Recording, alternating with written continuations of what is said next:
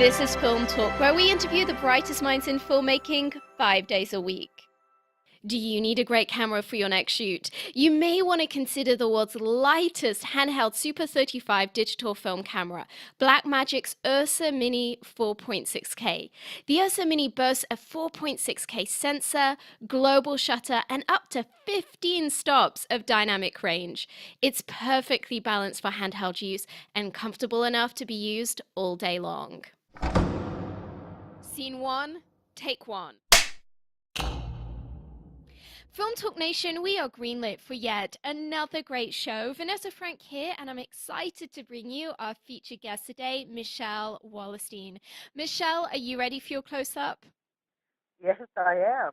Author and script consultant Michele Wallerstein works with writers to get their work into shape so that it sells. Michele is the author of the best-selling book, Mind Your Business, a Hollywood literary agent's guide to your writing career.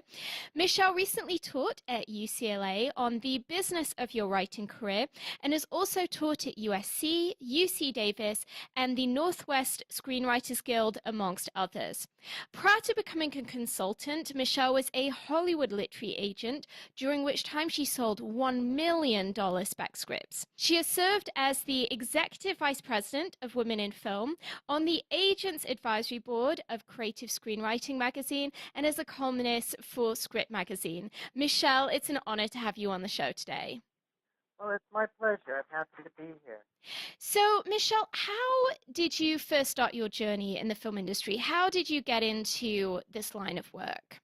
Well, when I started, which was ages and ages ago, the way especially for women to get into any job was to work as a secretary, which is what I did. Learned how to type in school, and that was it. It opened a lot of doors. But I had to go through many jobs to discover what I loved. And I just loved the entertainment industry. So I fell into a job working as a secretary, or now an assistant, to a literary agent at what was then ICM. And I loved it. It was just a wonderful, wonderful world. I felt completely at home there. However, there were very few women doing that job at the time. So it took me a few years of telling everyone that would stop long enough to listen to me that I wanted to be an agent. Yeah. And finally, someone offered me a job as an agent. And that was it for me. My life was happy. It was set out for me. To me, it almost sounds a little bit like the storyline of Mad Men.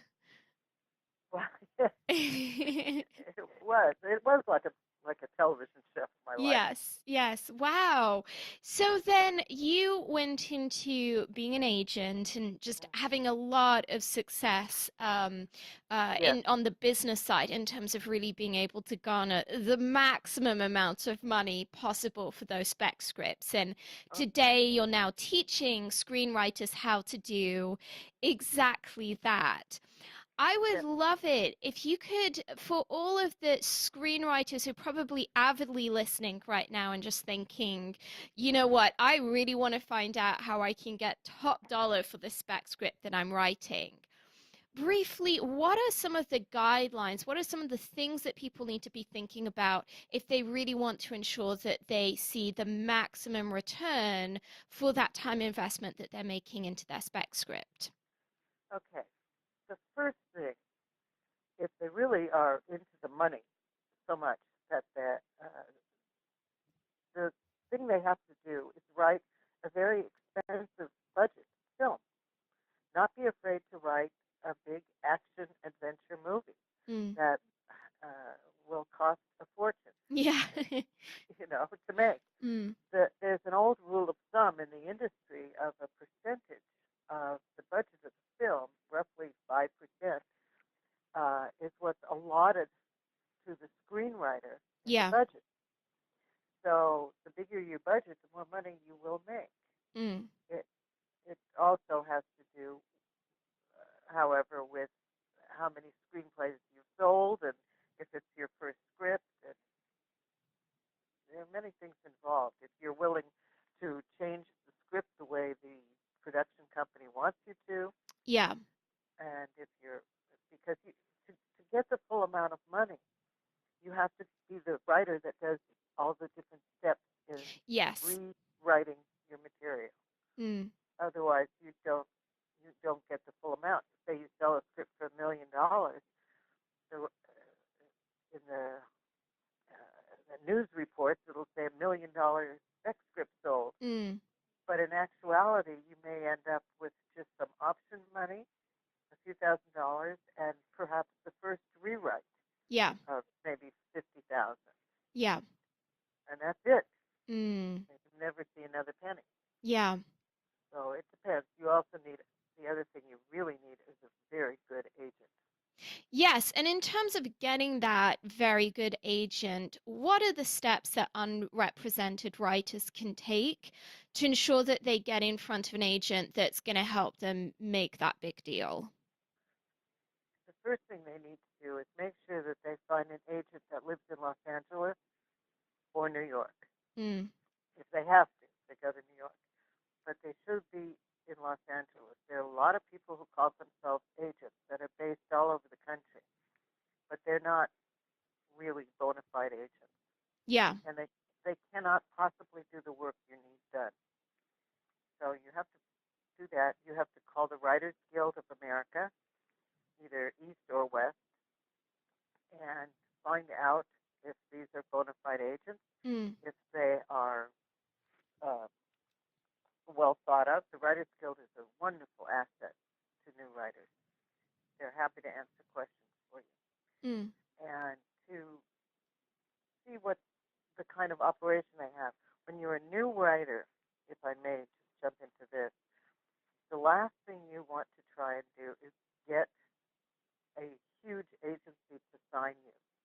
It's a big waste of time. They will not do it. Yeah. You look for the small boutique agency with Mm-hmm. 2 or 3 or 4 or 5 agents that Yeah. work there. That is the best way because you will get individual attention. Mm. You will build a relationship with them, which is a very important part of your career, and they'll be there for you. Mm. And in terms of that boutique agency, I'm sorry if this is kind of a naive question, but I'm sure there's people in our audience that have Oh, probably asked themselves this question. Are they sure. going to be able to get your script in front of the people who really can make that big 7-figure, 6, 7-figure deal? Or is that something that only the larger agencies are able to do? Oh, it's really a mistake to think that the small agents cannot get it to the right people.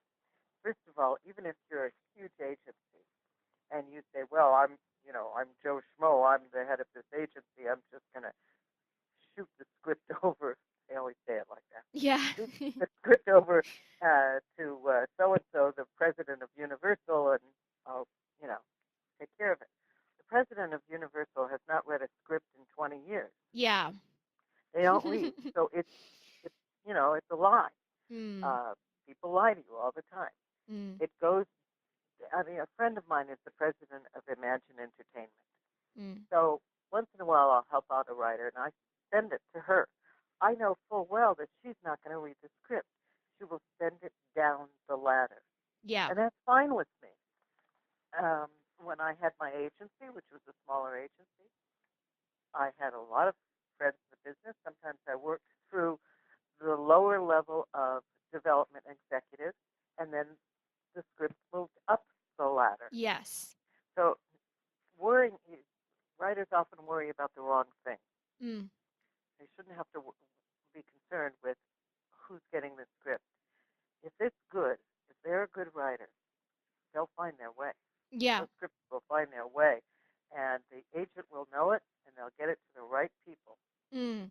In terms of a script finding its way, something that I hear a lot of writers bemoaning, and to be candid, I feel I've kind of seen the same situation myself, is this kind of this dilemma where you have readers who's and executives who basically are in a system that arguably incentivizes them to say no, because if they say yes to something and it's not successful, it's their head on a platter. And hence, because Yes. it's become such a risk averse industry, there's, I think, maybe more and more fear about saying yes to something that is not a supposedly surefire bet, like a remake, a reboot, development of a pre-existing property. And arguably, it can almost create this environment where it's almost impossible to get a reader to actually really, put their seal of approval on a script, because it can feel like they're just looking for a reason to discredit something. And certainly we've all heard of stories, particularly within the literary world, of very, very successful properties that were turned down by 30 or 40 or 50 people before they were Right. published, who all said this is never Right. going to work. Mm-hmm. What are your thoughts on that? And if you feel that this is indeed kind of the climate that we're in, what are your thoughts on how writers can somehow kind of overcome this fault in the system? Okay. Okay. Yes, this has always been a problem. Uh, but what new writers often don't know, particularly if they don't live in the Los Angeles area, which they should, uh, is that the movie business is not a script selling business. What I mean by that is it's a career. Writing as a career in Hollywood is what you're looking for. The chance of selling a script is slim and none. Yeah. What it does is it opens the door for you so that people in town will hear about you. If you're a good Mm, writer and an agent says, you're terrific, I'm getting this out there wide. I want a lot of people to know your work. mm, Then it gets you meetings. A good agent will get you follow-up meetings. Everybody's going to say, everyone that you then meet with will say, I loved your script, loved it.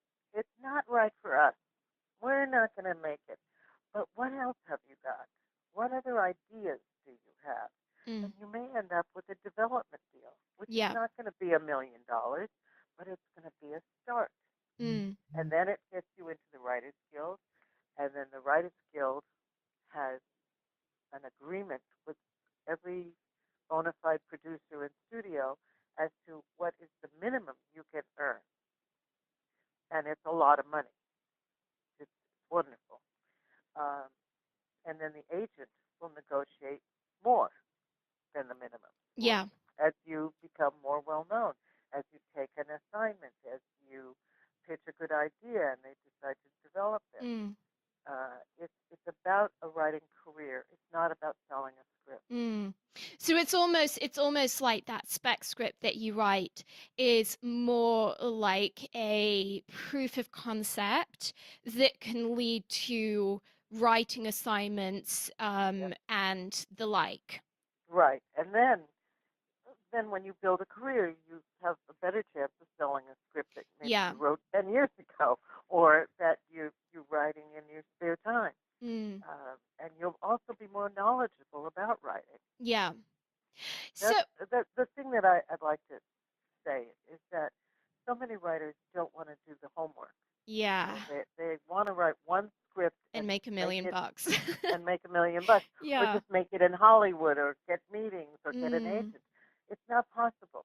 What mm, I've always told my clients is, or people who wanted to be my clients, was you must have at least three really good scripts in the same genre, three comedies, mm. or three mysteries, or three action movies, or three westerns, so that people know, boy, this person really knows how to write westerns, Yeah. or this person's really funny with, three scripts. Yeah. Oh man, Yeah, you can it's see it's not a fluke thing. yeah. What you want to do is make the person that's reading you into a hero in their company, Mm. someone who's willing to put their tush on the line and say to their boss, "He's a great writer. Yeah. You got to read this guy. He's really great. Just read the Mm. first 5 pages because that's all anybody reads, Mm. except the lower levels, and they really read the whole thing. I think that it sounds like that is a lot of on the ground relational work building Yeah, up over a period of time, that conversation, that loyalty, that yeah, perception that you're a known entity. And that's not, it seems to me that a lot of that is as much of a help as it is to have an agent. That's not something that your agent's going to be doing. It's something they're going to assist you in doing and they're going to enable you to do. But you really have to be the one out there forging those relationships and getting to know people and getting on first name basis with people. yeah. That's why I just really advocate for writers to move to Los Angeles Yeah. if they're really serious about a career in Hollywood. They have to be in Hollywood. If you Mm. want to, be in the factory and make a car, go to Detroit. Yeah. You know, Yeah, you're not going to absolutely. do it in Des Moines. Yeah. You have Yeah. to be where the action is. You have to be at a Starbucks where the guy sitting next to you at the next table having a conversation with someone is someone you had a meeting with 5 days ago. Mm. Yeah. And that, you can say hello to and remind the person you're there and tell them you have Mm. a new piece of material out. Yeah. Yeah. It's a It's very about the small town. ongoing exposure. Yeah, and that's very important.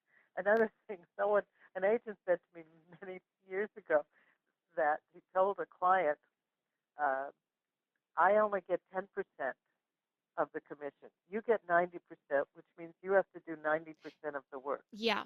Yeah. I love that. Yeah. It's actually, as funny as it is, it's actually a very good point.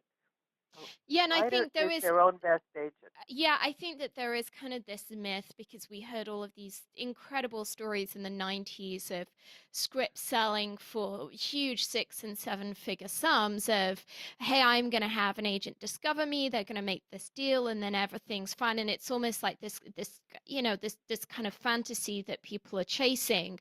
Was Right. the reality is that it is just having an agent. I actually think that it's sometimes counterproductive for people in the wrong mindset to get an agent because whereas beforehand to get to that point of having an agent they were grinding.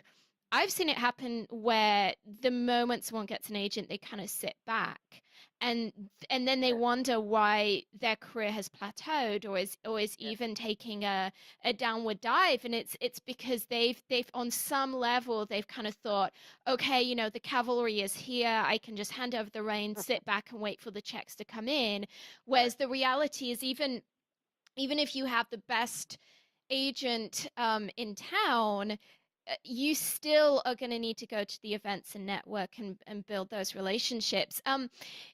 Michelle, in terms of when the right point is in a writer's career to get an agent, is there such a thing as it being too early? Mm. Well, I think the agent would know if it was too early if they're a good agent. If Yeah. you have one script, nobody is going to take you. That's any good. That's number one. Mm. If you have a body of work, if you have also ideas and treatments and 10 other concepts that you Yeah. are working on, excuse me, then they're going to think of you more seriously. And again, if you've only written one or two scripts, you're not ready for an agent. Mm. If you've never taken a writing class, if you've never read books on how to write a good screenplay, uh, if you haven't tried a couple of different genres to find out which one is the right one for you, there are a lot of things to prepare yourself before you're ready for an agent. Yeah. I used to say that you don't get an agent, you earn one. Oh, that's good. That's good. I'm going to be Yep. quoting that to people in the future. You don't get an agent, you earn one. I Wow. get, I get the credit for that. Yes, you do. You do. Absolutely. We'll be quoting Michele Yeah, Wallerstein on that. thank you. Yeah, I No, mean, because but it's true. You have to pay your dues. You have to yeah. go to writing classes. You have to learn the trade and the Mm, shortcuts. I mean, as a novel and screenplay consultant, that's what I'm doing now. mm, I find that people make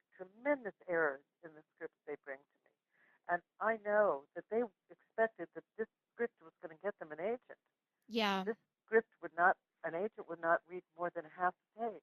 Mm. Wow. You know? And Wow. I can tell on the first 3 pages if it's going to be any good. Yeah. So I, you would, so for writers who are listening to this and just like clinging on to their phone or whatever device they're listening to on this and just going, wow, I really wish someone had told all of this to me about 3 years ago. I would imagine that a lot of these people are going to be thinking, hey, we want to connect with Michele or someone like Michele right. who can help us take us through that process that isn't just looking at, hey, is your script hitting all the right beats, but is really going to look at it from more of a comprehensive angle of, is the way that you are positioning, oneself, is that being done in such a way that when you sit in front of that agent, you are ready and you have the greatest possible chance of them saying yes? If people want to connect with you for that measure of career review, how can they connect with you? Do you have a website? I do. I do. My website is Michele Wallerstein. Michele has one L. Uh, Michele Wallerstein 67, the number 67, Mm-hmm. at V as in Victor, vpweb.com. Fantastic. Great. Thank you. It has everything is spelled out. I do consultations. I do phone consultations. Yeah. I give it, I give advice to new writers, Yeah. and Because, because they have no idea unless they're here and living in the Hollywood world how this world works. yeah. And I've lived in it for a very long time and have had 2 wonderful careers in it. Mm.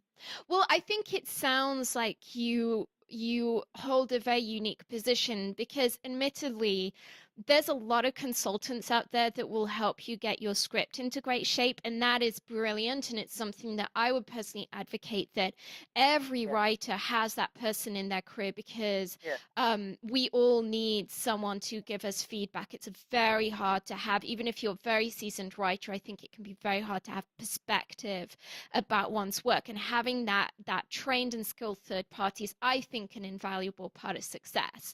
it's But very important. yeah, Yeah, but those people have maybe, they aren't necessarily doing what you're doing, which is you've got this extra component of, with you having this background as an agent, and having successfully positioned a number of very successful writers in their careers, yeah, you have this unique role of being able to look at the comprehensive picture, not just that one script, but the entire body of work, and being yes, able to advise and guide people towards what the other things are that they need to get into shape in order for it to work. Because as you said, that, I mean, that one script could be like, Citizen Kane levels of execution, and yet if that's the only thing you've written, you may still get turned down merely for the fact that genuinely these executives don't know whether this is just a fluke or whether you could repeat that another 10 times. right, right. Very true. They want to see something else. They always want to see another script you've written. It's Yeah. very important. And I must agree. I must agree with you. I my background as an agent has given me so much uh, knowledge Mm. about the business, not just the creative side, which I love. I love working with the written word. I love working with the writers on their material. Uh, but the business side of it as well. I know about negotiating contracts. I know what they can expect and what they shouldn't expect. Yeah. I advise them whether to send this particular material out or not. Mm. I give them all kinds of information that they really can't get anyplace else because Yeah. it's very hard to Well, go it's just outside the business y- to get a yeah, and hold it's of an just, agent. and I think it's just a very unique thing. I mean, I genuinely just don't really know if that many people have an agenting background No, that they do don't. consultancy, simply because I think either people are still in their job, or if they've not, often it's because they've kind of burnt out and have decided to move to Bora Bora. I mean, it's just not, it's very, very rare to find someone who Right. has that combination of talents who's Right. actually now working in a Right. consultancy role. You really have to vet the consultants. Yeah. You go to someone wrote to me and said that they were talking to a consultant, and what I discovered, I said, let me check for you, uh, and I don't know why they were asking me anyway. um, and I checked, and the fellow had written and sold one horror script, and this writer was writing contemporary relationship dramas. Oh no. And I said, "This is you. This is why you don't go to that guy." Or Yes. maybe they told me they had gone to him and they didn't get much back Yeah. in terms of information. And I said, "You have to find out who these people are. It's easy to do. Yeah. Everybody's on the internet. Yeah. I mean, Anyone can set up a website. you Google Michele Wallerstein, you're going to be reading for a week. Yes. All the Yeah. different sites I'm on Yeah. and all the different information that Yeah. there is on Yeah. Um, Michelle, from all of these years that you've spent in the industry and as well with just being in playing a role in a number of different capacities that you've been in, what do you feel is the thing that you most wish you'd known earlier on in your career? Well, things were different when I was first starting out. I had never really learned about negotiating, and so I found it very, very hard to do. Yeah. I was raised to be a girl, in the old-fashioned sense Oh, of I know it. get married and have kids. Yeah. And I said, no, that's not what I want to do. I want a career, and it became my life, and it's been the most fulfilling and wonderful life. I had to learn how to do things like negotiate. I had to Mm. learn to stand my ground Yeah. in a room full of men. Yeah. And I think a lot of women are still in that situation Yes. Well, where they're well, the only woman in the room. yeah. Well, Uh, let me ask you this as a woman who has often found herself in the same situation. And right. candidly, I've been realizing recently that, like most creatives, I'm a terrible negotiator. I mean, I'm fine if actually, interestingly, if I'm negotiating for other people, I can actually do a pretty good deal of it. I think because Right. I've got a measure of distance in the situation.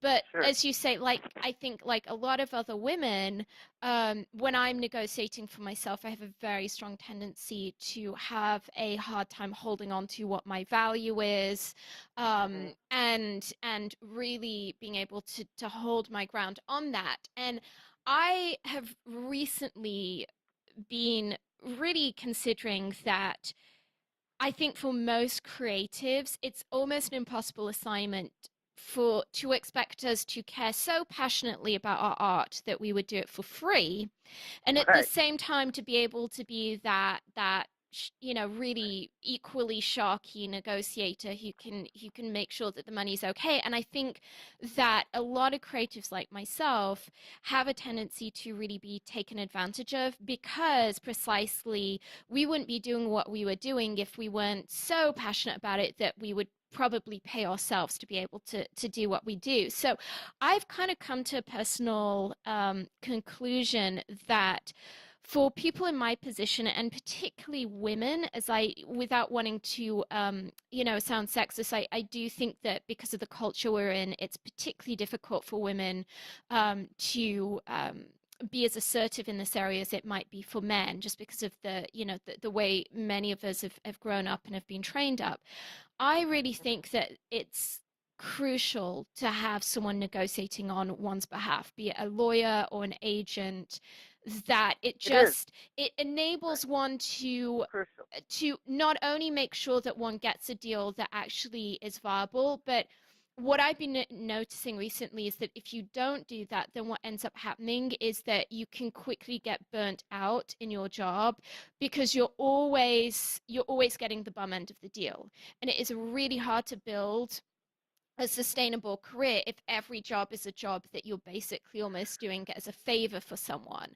So do you feel that same way, or do you think that there's artists who are in a position where they can negotiate for themselves? I think they should rarely, if ever, negotiate for themselves. Yeah, It's a fool's errand in a way. it is. You Yeah. cannot do a good job, and the knowledge that you have to have is much more complicated than one would think. Yes. All these deals are made with a few things set up front, and then a contract arrives, and you look at this contract and you don't even know there's Latin terminology in it. Yes. There's all kinds of little codicils and And the thing amendments that and changes, and the you don't know thing what the hell they're saying. yeah, the thing that I'm always concerned about as well is it's not just what's in the contract, but it's knowing what isn't in the contract that should be, right? So you can do Right. the most Yes. amazing job of understanding the terms, doing the research, making sure that you're fine with all of that. But then you get blindsided 2 months down the line because there was something that Right. should have been in the contract that you had no awareness of and no foresight Right. of. Because I Just a think simple particularly, thing. An example of that is that I used to always put in was that if there was a premiere of that movie, yeah, that the writer and the guest were paid for airfare, hotels, expenses, and and they had to attend, that's good. and also to have your name in all paid ads. Yeah. Meaning, if it's in a Hollywood Report, Variety, Mm. advertising about your, or L.A. Times, or something else on television. I've occasionally seen a movie advertised without the writer's name, Oh, wow. and I think, thank goodness, I always put that in. Yeah. Yeah. Because they don't automatically put certain things in. You have to know, Yeah, and you an have to fight agent for it. knows. An agent knows Yeah. what needs Well, to be put in, and once you receive the contract, the agent reviews it and mm, then sends it back with notes saying, no, this is not okay, this is not okay, this yeah. needs to be changed, this needs to be added, and it goes back and forth for quite a while. Yeah. Negotiation can take a long time. Yeah, because I think with so many of us writers are just so desperate to get our foot in the door that we would say yes to just about anything. And I think Right. furthermore that to be someone who pursues a career in this industry, inherently you have to have a measure of almost supernatural optimism because the kind of what you're coming up against, if you look at it Yeah, statistically, yeah, it's insanity. I mean, it's yeah. it's You the do. so I You do have think to be that makes optimistic. us incredibly poor advocates for our own careers because we see this contract and we think, oh, everything's going to be fine now, because we have to have that measure of optimism. And what you actually need is a cynic who's had their fingers burnt 2,500 Right, times. You can be right. like, let me tell you all the list of things that could go wrong. And as much as I know you want to believe that this is just all going to be hunky dory, actually it's probably not going to work out that way. And I know for me myself, I mean I've had my fingers burnt so many times in the last 12 months that I kind of have been beaten into submission on this and have just realized, like, as someone who has to be relentlessly optimistic to remain in this line of work, I am the worst person to come to with a deal because I'm going to be the one who goes, oh yeah, sure, it's you know we don't need to make any provisions for disasters because I'm sure the relationships will work out. I'm sure everything's going to be fine. And the No. truth is, they rarely Right, do, as I've been right. learning. Well, you need a consultation with me next I time it do. It comes up. sounds like I really do. I I'll be really happy to. do. Yeah, Now, it's let me just say about optimism, if I mm, may. Um, I'll tell a quick story. absolutely. Um, right after the 1988 strike, which lasted forever, uh, I was very down Mm, because the business had just fallen out of, yeah. uh, into the earth. Clients lost their deals. That maybe I had made a wonderful movie deal for them, and Man. it got canceled because of the strike. They were able to cancel contracts and deals, and I had people on television series too. I did a lot of television movies and television series I booked. Anyway, I'd read a very nice cold letter that came in, just a query letter, but it was nicely done. Had a little personality, told a little about themselves. The person told me one paragraph about a script, and it was a wonderful paragraph. And I said, all right, send it, which is something I almost never did Yeah. anymore. But I did. I sent it in. I sat down. I read the first 40 pages of the script, and I called the writer. And I said, can you be in my office tomorrow morning, 10 o'clock? And if your phone rings between now and then, don't answer it. Because he had sent it to other people, too. Yes. So he came in. I signed him immediately. He was Wow. 23 years old. Wow. It was his 18th screenplay, but it was brilliant. It Yeah. was great. I read a couple of more.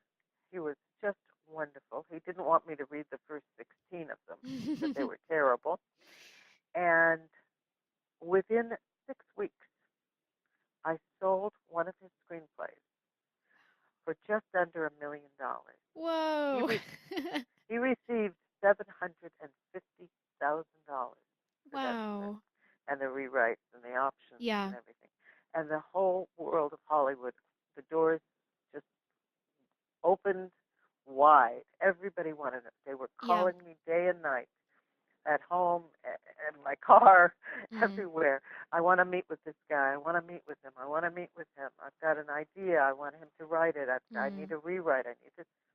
It was fantastic. It was just fantastic. So yes, it still happens. Yeah. That's But the it good still news. happens to someone who has written 18 scripts by the time they're Well, 23. it doesn't So, have to be 18, but he was living in Alaska, yeah. But I Um, mean, but my point is that it didn't happen to someone where that was their second script they ever wrote. no, This guy never. had been, No, no. as you say, he earned his He earned it. agent. Yeah, he He absolutely earned earned me. it. Yeah. Yeah. It's interesting. I remember a while back, and I forget, honestly, I forget who even said this because this is such a long time ago, but someone saying that you he had never in his career seen I feel like maybe it was a teacher who was saying this, and he was saying that he had never seen one of his students sell a script that where they hadn't already written 5 scripts beforehand. He said normally Of it course. takes a minimum of 5 scripts just to get Yeah. to a point where you're it's almost like making pancakes, like the first few ones are going to be bad and you just have to get those kind of done so Yeah. that you can then move on to the good stuff. And I remember at the time, because I had this really early on in my career, and I was like, oh my gosh, I mean, it's like so much work just to produce one script. You tell me I Yeah. have to do this 5 times until I get to something that's decent. But it's interesting, I've definitely noticed that to be the case. My first 4, 5, 6 scripts that I wrote are just sat on a shelf somewhere, and in a sense that's okay because it's the part of the learning process. And also you never know, at some point in the future you may want to go back to those with the experience that you've gleaned in the meanwhile, and you might have the embryo of something that will be really good if you rework it. Mhm. Mhm. That's right. That's Yeah. right. But we're talking about doing the work. It's like going to college. Yeah. You don't go right into a career type job without going to college first. Yeah. You Yeah. don't become a great writer by writing one script. No. I mean, Yeah. it may take you 4 years, Yeah. but it may take you a while. Yeah. Uh, but the other, also writers need to know that they can get sample scripts from the Writers Guild and the American Film Institute and places like that that will show them wonderful writing so they can see how it's done. Yeah. So Absolutely. reading other scripts is a very good idea. Yeah, I agree. Well, Michelle, we're about to enter our final act in which we're going to be getting some of your top recommendations. But before we do so, let's take a moment to thank our sponsors. When you're putting together that masterpiece movie, the coloring is a major creative decision. It can make the difference between whether the audience interprets your story as warm, cold, dark, or light, and it can help define the genre of the film. Here's a quick tip. Horror movies tend to have blue tones, romantic comedies tend to have warm tones, apocalyptic movies tend to be grey and washed out, movies in which reality is off kilter tend to have green tones, and action movies tend to feature a lot of teal and orange, particularly in their artwork. The Emmy Award winning DaVinci Resolve from Blackmagic will help you get that perfect color for your next production. The DaVinci Resolve 12 combines professional non-linear video editing with the world's most advanced color corrector, so you can now edit, color correct, finish, and deliver all from one system. The DaVinci Resolve is completely scalable and resolution independent, so it can be used on set, in a small studio, or integrated into the largest Hollywood production pipeline. From creative editing and multi-camera television production to high-end finishing and color correction, only DaVinci Resolve features the creative tools, compatibility, speed, and legendary image quality that you need to manage your entire workflow, which is why it is the #1 solution used on Hollywood feature films. Michelle, welcome to the final act where you'll be sharing incredible resources and mind-blowing answers. Are you ready? Yes, of course.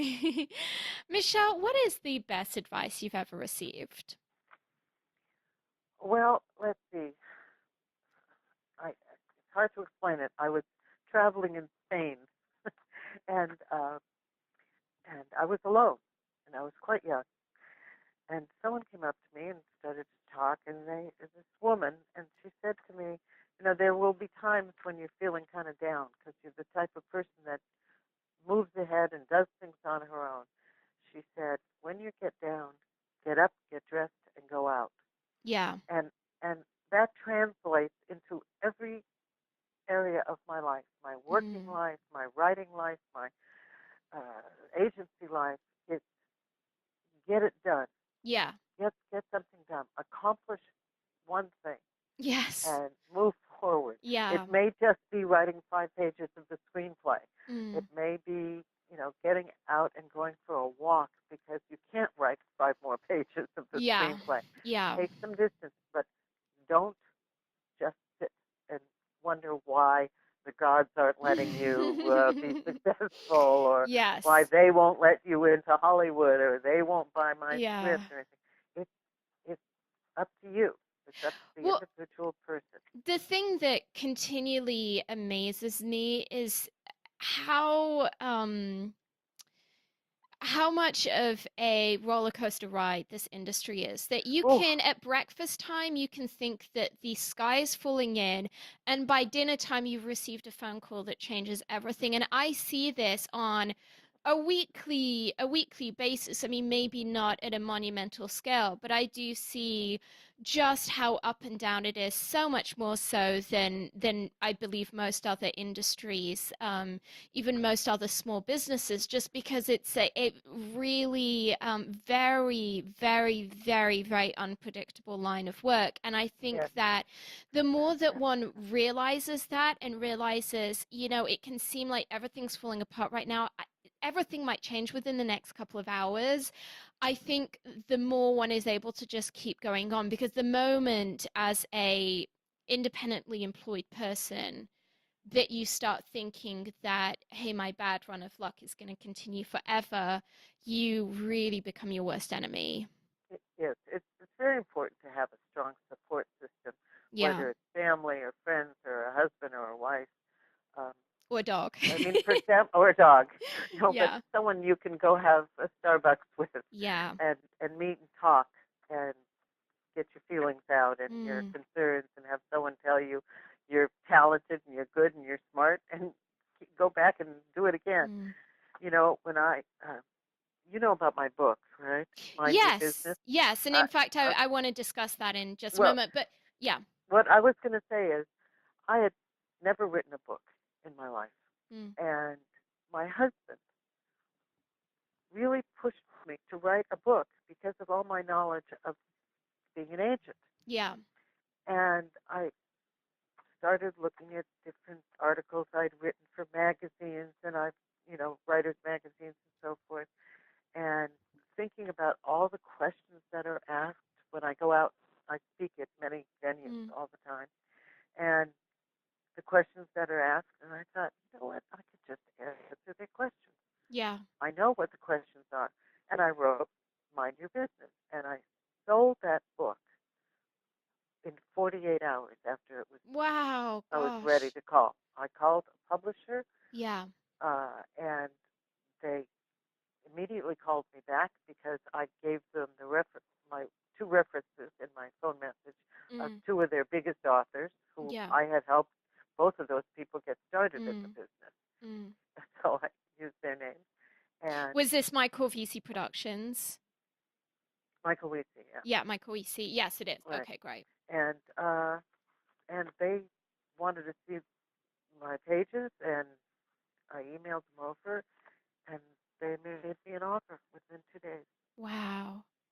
That is So amazing. So yeah, in terms of your agenting work, have you found, I mean, in the past when that was your primary vocation, right. did you find that playing that role of kind of picking up your clients and your writers and being that advocate for them in those times when it just feels like nothing's working out, was that a big part of your role or not, or was that just not something that you really touched?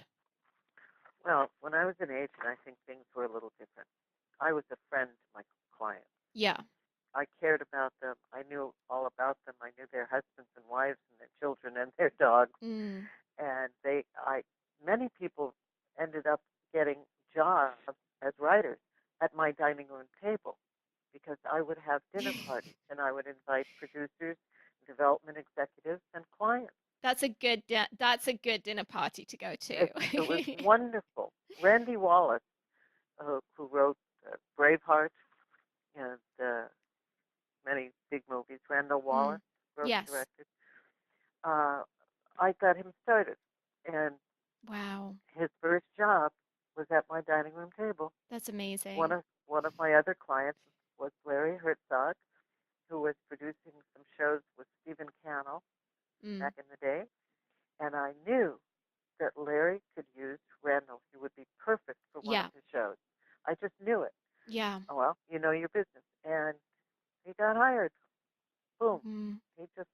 It was just the perfect meeting, So and it started his career. do you feel that that agenting approach has somewhat changed, or do you feel that there are Oh still yeah, yeah, I think it's changed a great yeah, deal. That's another reason what you and I both talked about earlier is so important, and that is for a writer to always be their own agent, as yes, well as having an agent. mm. You know, and uh, you know, one of the things I've also written in my book is what to expect from an agent. What do they actually do, and what do you have to do to keep them happy? So, I'm, sorry if I can just interject because yeah, I definitely want to include in the show notes for the show the link to your book. I always love to ask our guests to recommend a book, and I think yours is definitely the one that we should focus on. Remind us what the title of that book is. all right. It's a rather long title, but the beginning is Mind Your Business, a Hollywood literary agent's career guide to your writing career.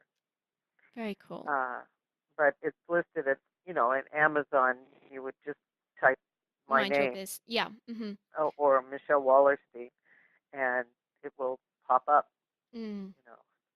It is on Kindle as well as in paperback. Or if they want a signed copy, they can get to me through my website, Mm. and I'll be happy to, discount it and send them a signed copy. So, in terms of what we can discover in this book, you were just saying that one of these elements is what a writer can expect from their Hmm. agent. Could you Right. give us a brief idea of what some of those elements are that they should be looking for?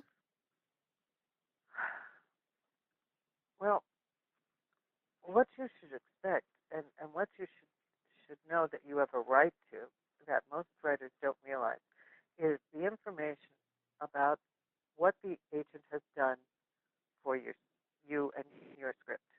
Where has it gone? Who has read it? Who hasn't read it? Yeah. Most writers don't know that. The Mm. agent doesn't share that information. So unless you ask for it, they're not going to tell you. Yeah. An agent's job is simply to expose you as a writer to the right people. Mm. To know that this production company wants dramas, not comedies, Yeah. not send the wrong material to them, that they're talking you up, as they say to people, Yeah. that they haven't forgotten about you. Yeah. This old expression, the squeaky wheel gets the oil, is Yes. a favorite of mine. So a client's job is to call their agent at least once every 2 weeks if you haven't heard back from them. Mm. However, the secret to that working is that you have to offer something back to them. You can't just call up and say, "What's happening?" Big Yeah. mistake. Big mistake. What you have to do is call up and say, "I have a new idea. I want to run it by Yeah. you. Yeah. I want to see what you think of this idea for a movie." A guy Mm. walks into a bar, and you tell them the story. Yeah. And while you're having that conversation, you can find out if the agent has Mm. been doing anything. Or even, I could imagine that even if you're not kind of pitching a new movie every 2 weeks to your agent, you should at least be calling them and saying, "Hey, this is a progress I've made. Like, this is who I've spoken to. I went to this Yes, networking event. right. Could you follow up with this person?" So you're basically injecting a You lot of energy and you excitement can for do what's that. going on. Yeah. Yeah, you can do it a little bit. Not too much, though. I found that when people would call up and say, "Oh, I met this guy, and he's a producer, and could you send him a script?" And I looked up that producer, and Yeah. there's nobody.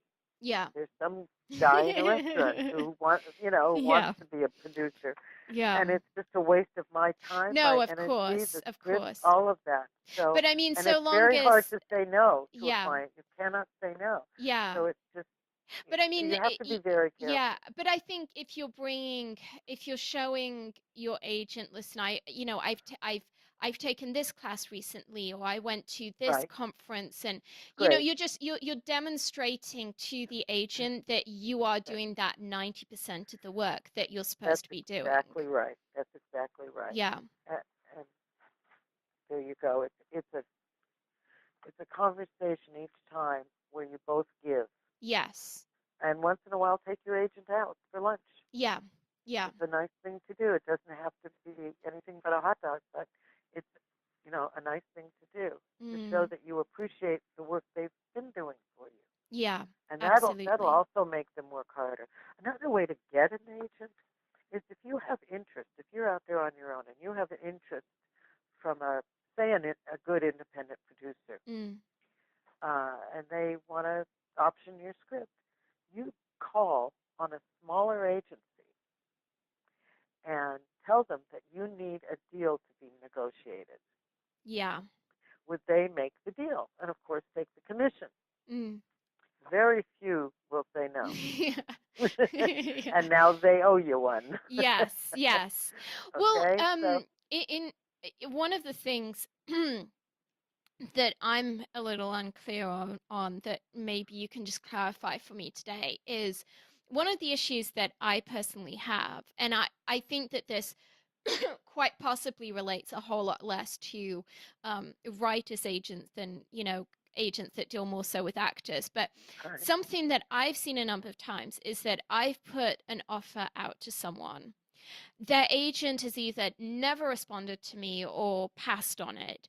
I've then bumped into that person at an event, and I've even had the situation where they've said to me, "I would love to work with you." And it's been that embarrassing moment where I say to them, "Well, I actually just placed an offer to you, and you could have been in this movie, but you weren't because your agent clearly never told you. But, I promise you, I wanted you, and I did put an offer in." That's happened to me at least twice. This And is this is so horrible. I I believe it, although it's so hard to believe because it's so terrible. It is beyond belief. But But I this see this happens with happen again writers and too. again. It happens with writers too. But so this Agents have turned into something, especially agents with huge agencies. They have turned into something that is beyond me to believe. Uh, the idea of not returning any phone call, of not calling a client when there's interest, is something I never heard of. It just Well, wasn't done. this is kind of the thing that I've been trying to figure out. I don't know Is what this to say. is this normal, or because I feel like, and this has been one of my personal hesitations with getting an agent or a manager, is that I would hate for people to be attempting to contact me about work and for it to not be my prerogative to choose whether I do that or not. And Of certainly I course, want the input from my agent. I maybe want them to send me a list and say, listen, these are all the deals I recommend you reject, but you need to know that they came through. But what right. really, really concerns me is this idea of someone else basically taking on a role that I'm not personally comfortable with, where they're basically the one completely in charge of my career because there's deals, there's offers that I'm just never hearing about. And if for no other reason that I think it causes real embarrassment when you're then at a party saying to someone, hey, give me a call sometimes, I'd love to work with you. And that producer is staring at you saying, well, I actually did put an offer in and I was told that you weren't interested. Like I just, It's horrible. yeah, Horrible. I really feel like for Yeah. me, at least for the longest time, I've been holding back on getting representation just because I'm like, I'm not sure I'm ready to hand over control to someone. And how do I know? I can, when I hire someone, say to them, listen, this is how I want it to go. I want to hear about all offers. Like, just send me a spreadsheet once every couple of weeks, once a month, whatever it is, so I at least know what's going on. But They won't do it. They how won't can you do it. exactly? How can you can't force someone? And I almost feel, and I'm sorry if I'm like offending a lot of agents by saying this, but this is just my personal point of view. But I almost feel like it's almost like there's this power on a with a lot of agents that I deal with where it's almost like they like holding on to the fact that they're the person who says yes or no, and it's no longer the client's prerogative, and that's just something that freaks me out. Yes, it should. It Yeah, should freak you out. And I don't know the answer. I really don't. yeah, I haven't been an agent for a while, and the more I hear about it, the worse it seems to be getting. yeah, And I'm glad I'm not doing it anymore. I love being a script consultant now, mm, working with writers this way, because yeah, I've heard some horror stories and yeah. another Oh one. no, I literally, I So would, there's nothing you can do. I mean, yeah. the best thing you can do is try to build a good relationship with that agent where you talk to them and they talk to you and you go to lunch together and maybe you go to a movie together and you Honestly, build friendship. what I've started doing is building relationships with their Yeah. clients because I now, unless, and I know this is gonna like really bug a lot of people that I'm saying this, but I've just seen this happen so many times. Like literally was at this premiere with this pop star who approached me and said, I would really like to work with you. I'm, wanting to get into movies. And I was like, dude, like I spent like 3 months trying to get you on my last project and Oh my made God. so many phone calls Uh, and Terrible. yeah, it was really, really bad. And so what I've now learned to do is literally, and I hate that this is the case because it should not be this way. I will always attempt to speak to the talent and say to them, listen, I understand if you want to, I'm not trying to do this deal without your agent. I just wanted you to be the first point of contact so that you know that this offer is being made to you. And Mhm. if you're interested, then let's involve your agent. Like that's I how I guess you have approach to do it. that. Yeah. You might, I mean, Which I you know is a do what you have nightmare. to It's do. it's kind of a You nightmare remember, because you then it remember what? Hello? yeah, sorry, I was just saying it's kind of a nightmare though, because for agents, I would imagine that's the last thing they want. They're wanting to protect their clients from Yes. having everyone go to them. But it's kind of like, well, guys, if you won't do what I see Hmm. your job as being, which is informing your client, and it's then causing these situations, then you force us into this Right, position where we have right, to go speak to that person directly, which is right. not good for any of us. That's right. They need to be told. They need to Yeah. be told. Yeah. It's just unacceptable behavior. Yeah. And Yeah. you're right to do it. You'd be right to go to them, and you're right to, if you have an agent that does that sort of thing, I would walk into their office and summarily fire their ass. I You know, know, right? I I mean, know. and tell them why, I and say know. that that is not acceptable behavior. Yeah. You have my career in your hands. This little job may have led to something else, Yeah. and something bigger, and something better, and it's Mm. my choice, not yours. Yeah. And I think it's such an and move on. endemic Yeah, power it is. issue that the It is. industry is gripped by at the moment, that it's, yeah, there's really I no know easy where it answers. started. I know where it started. Where It did it started start? with the creation of CAA. I remember when they began. Mm. I was an agent before they started their company. They were all Yeah. William Morris agents, and they had tremendous talent that came with them to Yeah. their new company, and they were very wealthy. The agents were by Mm. the time they opened their open CAA. Mm. So they had an aura about them of independence, and they started not returning phone calls to Yeah. buyers. Agents heretofore had never considered not returning a call to a Yeah. buyer. But, oh, Universal's on the phone. Oh, tell them I'm out. Yeah. And that's the end of, I what? know, right? What? And all of a sudden I noticed the studios and the development people and the VPs and everything were afraid that I wouldn't call them back. Oh my gosh. And I thought, boy, this is a change. Yes. And it No. started with the AA. Oh, it And really is. it's gone so far Yeah. that it's a crazy situation. But I think it's an opportunity for that agent who does want to stand out from the crowd. I think that for those that Right. have an attitude of, hey, you never know who someone's going to be, and it doesn't Right. mean you say yes to everyone, but it does mean you at least return phone calls or emails, and you at least say no in a polite manner, and you inform your client of what you're doing. I think that in every time that there's a massive swing in culture, if there's someone who's willing to go the opposite route, there's always going to be a lot of opportunity Yeah. for them, because I do think that there's a lot of people very dissatisfied with some of what we're seeing when it comes to agenting.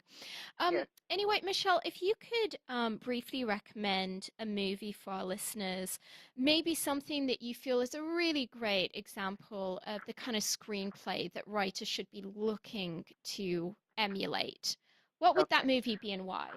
I'm going to talk about an old movie, not a new one.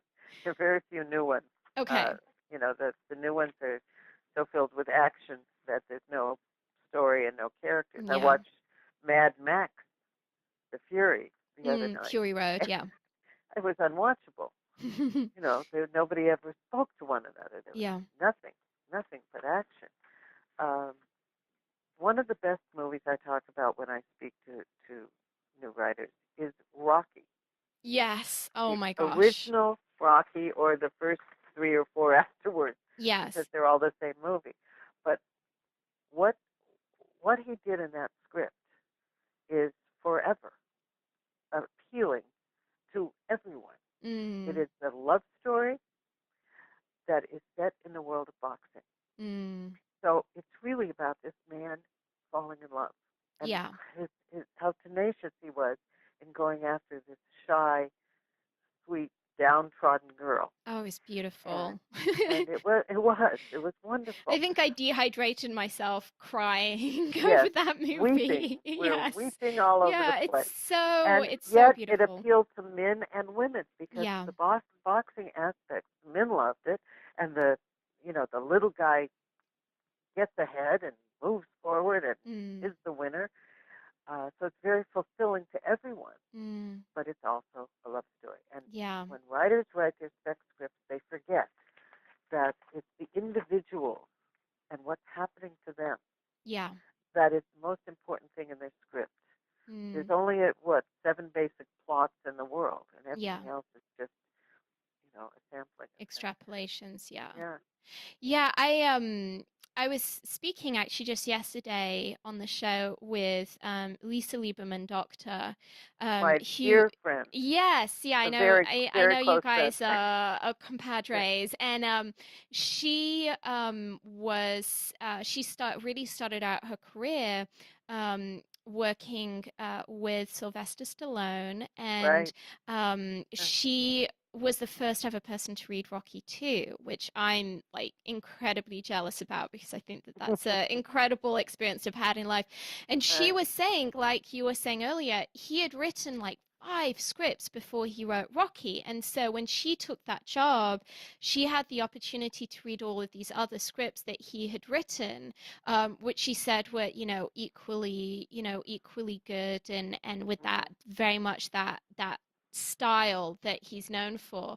And yeah, she was just saying what a brilliant piece of writing he'd done in all of these other scripts. But it's interesting that Yeah, he's a we typical both. like he's a typical example of someone who Yeah, really earned his turn at the table. He wrote multiple scripts until he had that breakthrough sure. moment. And he was an actor.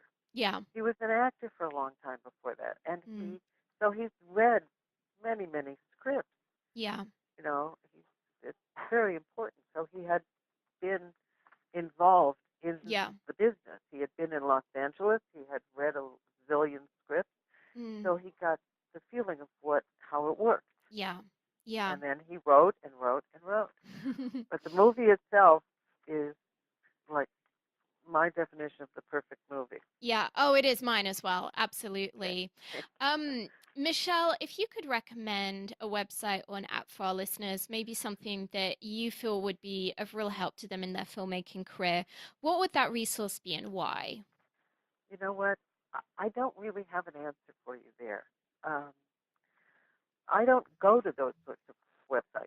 Yeah. I don't use them because I'm on the other side of the desk, Mm. so to speak.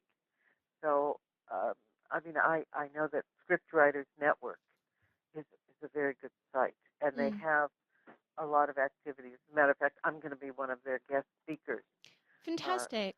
in just a week or two. Mm. And what else? Trevor Mays has a website called ScriptRect, Mm-hmm. and it's very good. It's very good. I wrote many articles for him And is on that like a kind of an getting in the film. educational site? Yes, yes. Yeah. He's got a lot of good information and It's advice, and fantastic. he's a wonderful guy, and he's been working hard at getting this out to people for a Mm. long time. Yeah. Uh, now, uh, but other than going to bona fide sites like those, I really don't. Mm. Well, those are two very great suggestions. Good, Well, good. Michelle, it's time for the martini shot. What parting piece of guidance do you want to share with us? Well, I think it's a matter of making a decision in your life. You have to make a decision and then set a goal. Goal setting is very important in my world, Yeah. and going after it and keeping, like in Rocky, your eye on the tiger. Keep keep your eye on the ball Yeah. and just go after it. Don't let anyone or anything get in your way. Yeah. People say, "Well, I can't afford to hire a script consultant." Then you're doing something wrong. It's Then like we'll stop having find your a clothes way. cleaned. Find a Well, then solution. wash your laundry. Don't go to the cleaner. Stop having Yes. your hair done. Yes. Stop. Find a Don't way. play Yeah. golf a couple times a week. Yeah. Save the money up, and then Mm. hire somebody that's good. Yeah. I think that Absolutely. you just keep your eye on the goal uh, and go after what you want, and Mm. you will succeed. Yeah. By the way, can I mention one thing I'm Please very do. excited about? I want to share that I just found out today that I will be teaching a course of my own making out of Screenwriters University. So Fantastic. I'm very excited about that. They're sending Great. a contract, and I'll be teaching that. So if Wonderful. anyone Well, is interested, congratulations. just look up my name on Screenwriters University and find my class.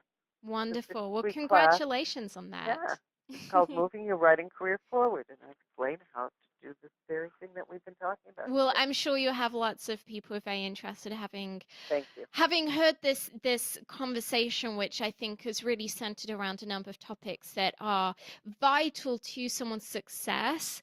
but very rarely discussed, because I think often a lot of the instruction that is given to writers really centers on the writing itself, and the reality is that there's a whole component to the business that one has to learn that has nothing to do with writing skill and everything to do with business. Well, that's a wrap, Film Talk Nation. In this industry, you're only as good as the people you know. And today you've been hanging out with Michele Wallerstein and myself. If you want to go the extra mile, head over to filmtalkpodcast.com and type Michele Wallerstein into the search bar. The show notes from today's show will appear along with everything we discussed, like Michele's recommended book and movie. Michele, we appreciate you sharing your priceless insight with us today. Film Talk Nation thanks you, and we'll see you on the red carpet. Well, thank you very much. I thoroughly enjoyed myself.